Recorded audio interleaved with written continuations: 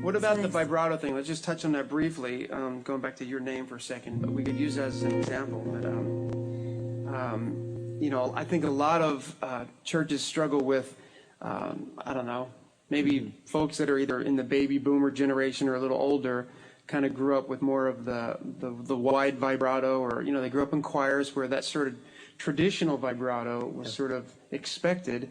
But in trying to, you know, kind of transition into a little bit more of a modern sound, modern worship, you know, if you try to sing a modern worship sound with more of a traditional style, it comes out kind of funny, you know. And on this song, yeah. So, you know, if we did, you know, your name, it's not bad, but it's just good to know, to be able to make the choice and say, actually, we're going to go for more of a modern kind of sound than this guy. So that means let's cut our vibrato, right? Yeah, definitely. So let's just do half of it with traditional, with a vibrato. Like let's do it over the top. So Jesus, in your name we pray.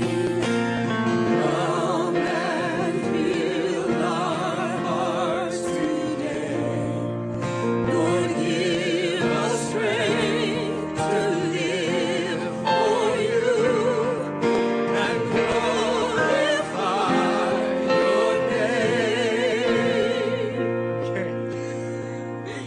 You know, the scary thing is some of you may be going, what's wrong with that? Right.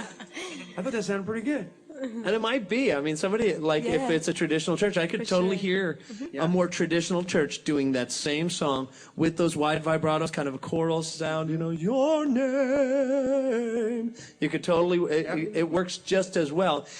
But it's about what are you going for? You know, like, and if you're going for a more, like the modern worship sound, and if that's the reason that you're watching this today is because you already have that.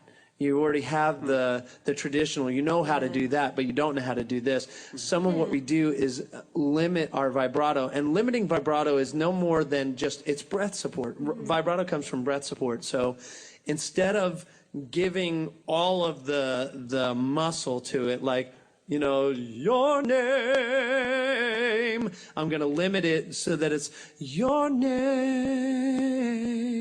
It's a lighter vibrato. It's there, it's present, but it's not thick. It's not wavering, you know, like some vibrato can be actually a distraction. And so one of the ways that you can practice is practice singing it in a straight tone and then slowly add vibrato back in. So your name is a strong and mighty tower, that sort of thing. And then you just kind of, your name. So you're learning to, okay, I'm just going to push the vibrato a little bit there. And again, all of these things are with practice. Don't get discouraged if you start in and you're like, I can't get rid of my vibrato. I mean, it took me a long time to learn how to do a straight tone because I kind of came up at a time when vibrato was very cool. I used to sing vibrato on everything, all the, you know, it's like, so it was really cool to me that I could do it. And then when I had to limit it, it was a little tough. So. Yeah.